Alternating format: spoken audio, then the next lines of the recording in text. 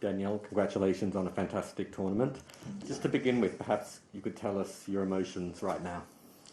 Yeah, not the result that I wanted, obviously, tonight, but I gave it my best effort. I did everything that I could. I was pushed to the max, and I gave myself a chance there in the end. And unfortunately, it didn't go my way, but I did everything I could, and that's all you can do at the end of the day. So it was a great event for me.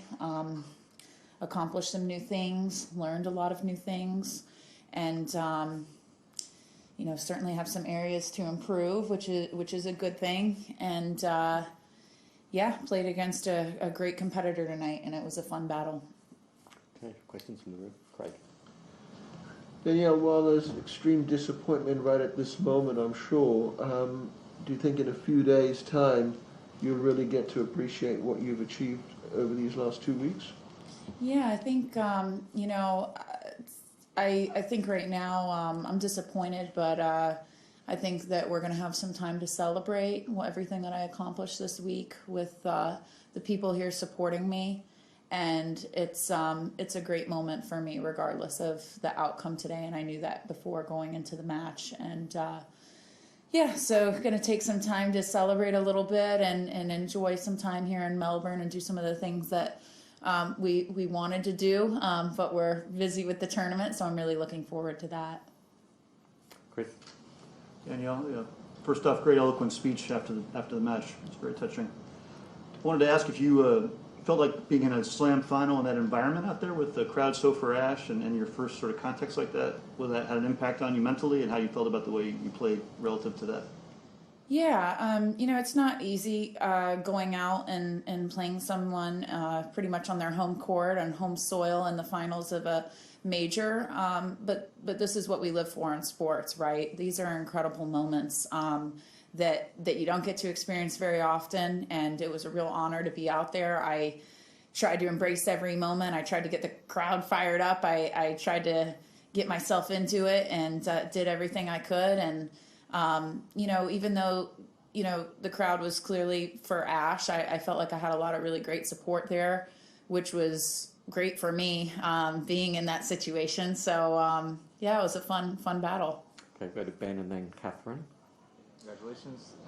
There was a moment in the second set where there was someone heckling you after a missed serve, and then afterwards you're kind of giving it back to them. I mean, how much did you enjoy getting to sort of be, fired up by that and feeding? Because you played really well in that little stretch after that.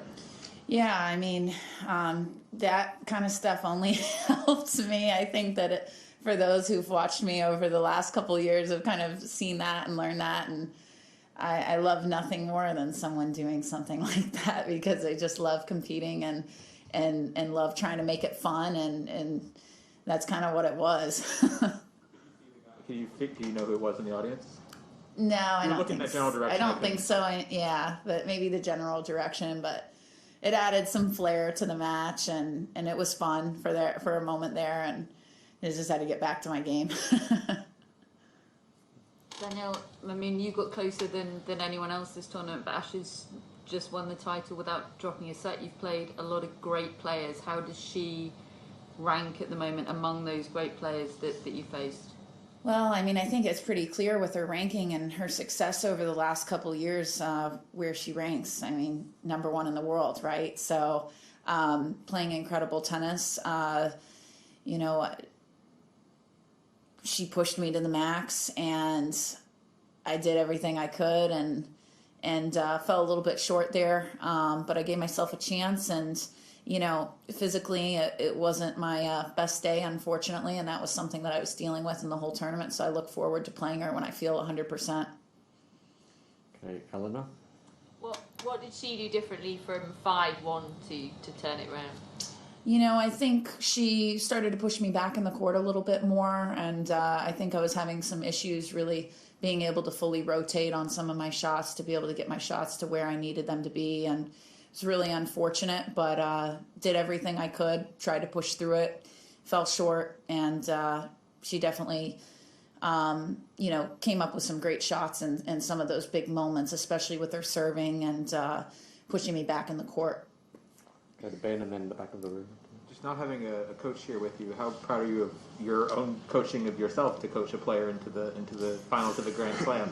Like just the sort of tactical work you were doing or whatever else you were doing to prepare for matches. Like, what did that entail, and how, I guess, much satisfaction do you take from that achievement? Yeah, I mean, I guess it's a really good way to look at it too, is, I really am having to kind of coach myself. And, I think I went in with the right game plan. I did, again, everything I could.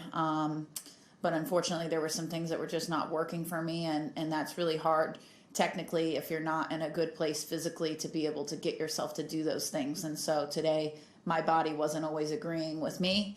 And I was in a little bit of a fight with my body. Which is to be expected when you go this far in a tournament. So, I think my assessment, was generally pretty good. I think there's some areas I need to improve. And, I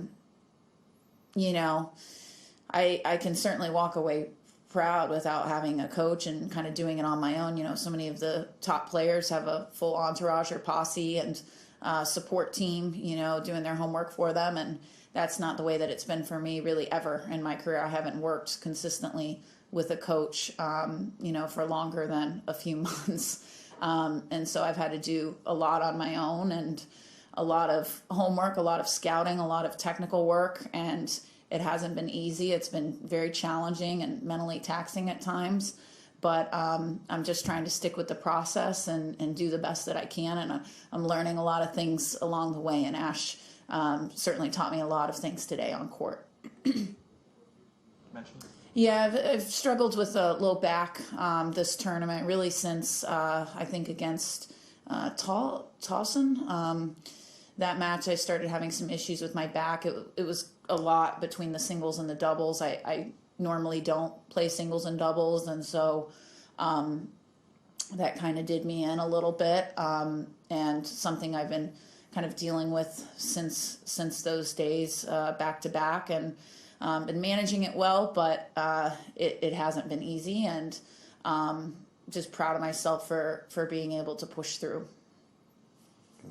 Danielle, you mentioned on court when you were thanking Joe and Marty for their support that there'd been a lot of people in your lifetime who didn't have any belief in your tennis career.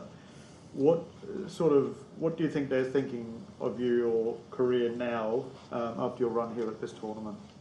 Well, this is a fun question because I would like to share some of the conversation between Marty and I a few nights ago when we were joking about some tournaments that he had attended with me at 25K in Orlando, where I did not have the best performance, and thinking about the way that I'm playing now versus then. It seems like a lifetime ago, but it really wasn't that long ago. And just other situations that I was in playing kind of some of the smaller tournaments, and